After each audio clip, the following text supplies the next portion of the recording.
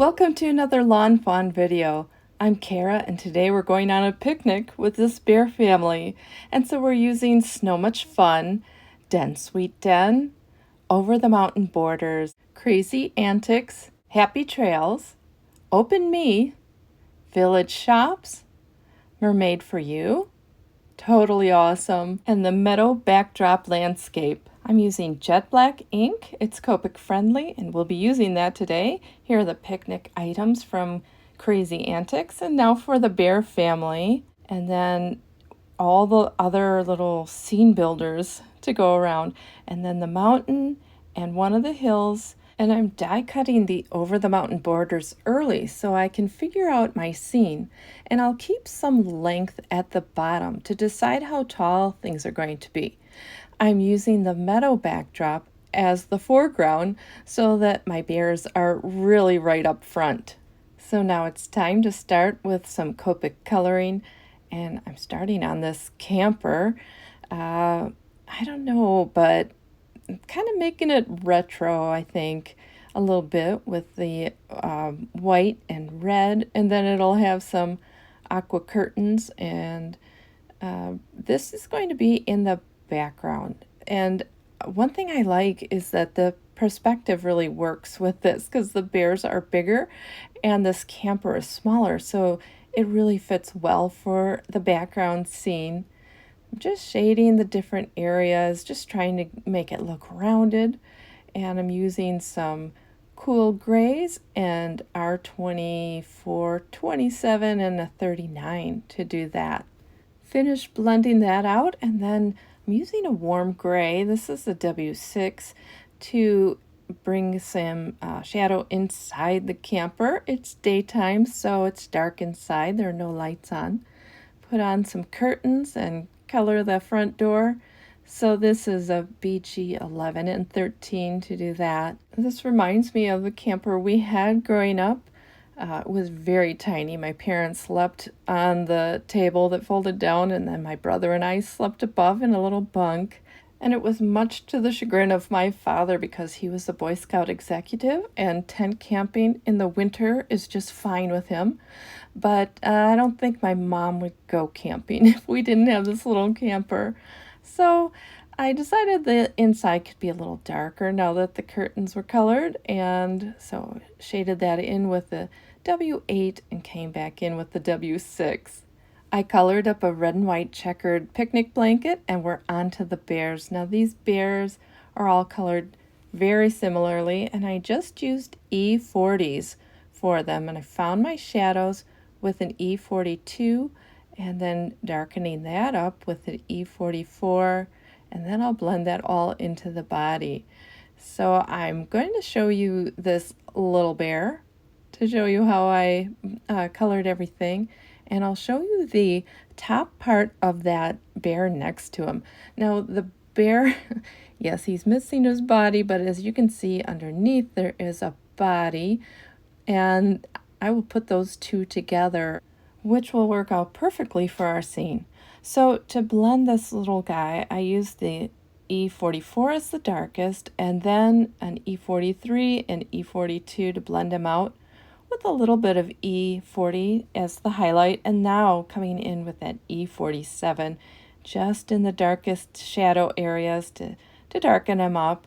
And I'll still blend that out a bit with the E44 and then on and on into the body. I'm going to keep his muzzle a little bit lighter, but he's just so cute. I love this guy. Well, now let's move on to, I guess I'm going to call him the Papa Bear here. I'm using those E40s again, E42 to find my shadows, and I put a little bit by his eyes so that they look a bit more recessed from his snout. And I'm going to darken all those areas that I decided were the shadows with the E44. So I start with that lighter color so that if I'm not happy with where I put my shadows, I really haven't messed anything up because I'm using a light color. All right, blending that in with the E43, and then I'll blend that on in with the E42 and a little bit of E40 again. A nice thing about Copic markers is they can keep layering, so I might blend away my shadows, but then I can bring in some more and keep layering. So I came in with the E47 into the darkest sections, just like I did with the baby bear, and I'm going to blend that out then. But I don't blend out as much the second time around. I don't need to. It's already kind of it was blended already, so the second time around is a little simpler. It's kind of like putting a second coat of paint on the wall. You just don't have to worry about the coverage as much. All right, so once I've got this guy done, through the magic of video, all the bears got colored. So we can go on to other things. This is the picnic basket that they found. It started with an E23 to get those shadows in there, and I want this to kind of be a yellow brown, so Y23 in those shadows as well. And then I decided I could go darker than that, so I'm bringing out the Y26 and bringing that into those shadows. So it's going to be kind of a, oh gosh, a honey oak color, I guess. My lightest is the Y21, but it's looking a bit yellow here. And so I want to dull that down, bring back in the browns. So this is the E23, and then I'm going to cover the whole thing with an E21. So it's now more of a yellow brown. And one of the reasons I didn't just want a brown, but to put some color into it, was because it's going to be in front of a bear. And so brown on brown, I thought it would get lost. Well, here are the food items that are in that picnic basket. Now, they don't all get on the card, but they're either still in the basket or they ate them already. That's what we're going to say. But here's our chip bag, and just a little shine on that white part with the blue, and onto the soda can.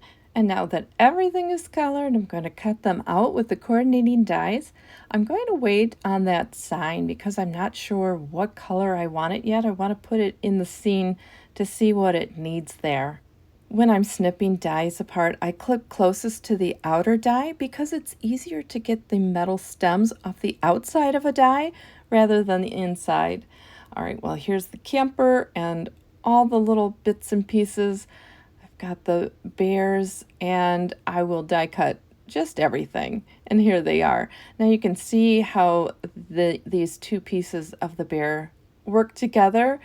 That die cuts out his little paws, and so he can be carrying something or picking something up as he is with our basket. Now that basket's as far down as his feet, but I can extend him a little, so he's a taller bear. I'm going to cut out Mama Bear here so that her little arms can hold something too, and she's going to hold on to that chip bag. That's her thing. She's a salty girl. So she wants her chips. All right, I don't want the frame around this border because I want to ink blend it, and I just don't want green up at the top. So I snip that off as though it's two little pieces of grass there, and it's all set to start ink blending. I'm using bundled sage and a life-changing blender brush. I'm blending that all around, and then I'm going to use some mowed lawn to brighten up the front of it, and also where the die cut is. I want to add a little paper in there as a mask so I can make the back of the hill look a little darker than the front. All right, that gives us some layering there. And now I'm using that bundled sage again, and I'm just going to ink this whole thing up. It's going to be behind the meadow, and I don't mind that I'm getting that ink on the trees. And now for the mountains as well, it's going to be grassy until we get to the mountains. And Alcohol markers don't react with the distress ink, the regular distress ink, so I can color right over where I had some ink on there, but I'm putting in some shadow on those mountain caps and then coloring in my mountains, and I'm using the BV20s for this. Uh, this is a real gray, purpley blue color. I think it's just, gosh, to me it's grayer than anything. And so it's a nice change from some of the other grays, the cool warms or the other ones. So just getting in some shadow with the BV23 and add a little texture to those mountains, and then using the BV25 to add in some darker shadows now and a little bit of darkness, especially on the mountains in the back, so that they look like they're a little further away. Color up these pine trees on the hill slope, and so E40s, so E44 and 47 for the trunks, and then coming in with the G21, I'm going to color. First, I thought I would just shade them, and then I realized no, I want them all to be darker than that grass. So colored them all with the G21, and now shading them with the G24. So I'm going under those lines because I feel like those would be the shadows for those trees. Now that I have everything together in green, I want to give it some sky. And so I'm going to ink blend with tumbled glass. And I don't have to do much up there because there's not much room for the sky. But that panel is the size of my note card. It's going to be 4 1/4 by 5 1/2. So as I position everything on here, I know how far down I can go. So just using my tape runner, putting on those mountains, and I'm just figuring out where I want that hill. And here's the camper. So could it be on this hill? Well, not really, because perspective-wise, it would be too big. But if it's on the second hill, well, it's perfect because it's in front of those trees. So I'm putting the hill up a little higher so that I have room for the rest of my scene because of where that camper is going to sit. For this meadow, I want to bring this layer up with some foam tape, and I want to make sure that I can still open up the center part of that grass in case I want to tuck something in there. Now I can finish the background, the back scene. So I want it to look more like a campsite. So I'm taking the bench and bicycle from village shops and just stamping them right directly on my panel here, and then coloring those with some Copic markers. And nice thing with green grass is the brown shows up brown, which is good. And then I want to put a little bike there because these campers are, they bike around as well. They brought their bikes. And then this will be a blue bike because with green, the blue will show up as well. It's not going to clash with it. All right, put that camper on there, just positioning it, and then adhere the meadow backdrop to the bottom of the panel. And so our campground, our campsite, you don't see a car there because the family went exploring in those mountains. And so while they were away, the bears found their picnic basket, and that's what they're going to enjoy in the front of the scene. I am tucking in the log and putting a rock just to kind of create more of the scene in front, spreading out that picnic blanket. And at this point, I'm fine with the bear being a little lower there, and so I didn't put the feet on.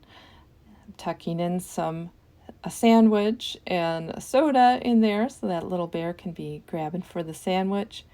And then with this little bear, I want to clip his little paw away from his body just a little bit so that he can hold on to things. And he tried the popsicle, but I guess he's interested in that wedge of cheese. And as a Packer fan, I'm not so sure I like a bear holding a wedge of cheese. But anyway, now I'm deciding where that sign's going to go and what to put on that sign. And meanwhile, while I'm deciding that, I'm just going to glue everything down. So I was thinking it could say, "Don't feed the bears," and then the bears could have an X over the don't. But really, because my scene is so full, that's where I need to put my main sentiment. And I think Yogi Bear would be so proud of this family for finding this picnic basket and actually getting to eat something out of it. So just gluing on the last of the family here, and then I can take my tape runner and adhere it to my note card. Now, the way I like to adhere this is upside down so that if I needed to clip anything off of this note card, it would be on the bottom. All right, life's a picnic with you, and that comes from Crazy Antics. So that's kind of perfect for our scene here. And I'm just going to make this white because I think that that would not detract from the rest of the scene, but I'm still going to make it look like it's painted wood, so wood boards, just a little bit with cool grays. So C1 and 2, and then blend it in with the C0. I'm keeping it pretty subtle because I want the sentiment really to show. All right, that's where it's going to sit, and I'm putting it on some foam tape so that it's at the same height as the front of the panel. And now I changed my mind with the Papa Bear. I decided he would look better if he was a little taller. I think for the front part of the scene, it would kind of give a nice rounded look from the baby bear up to the Papa Bear and then down to the Mama Bear. And so I decided to put him on those legs and clip off a little bit of the Meadow because I didn't want to put flowers on there to detract from this already busy scene. Position that guy where I think he should go. And now this card is all done.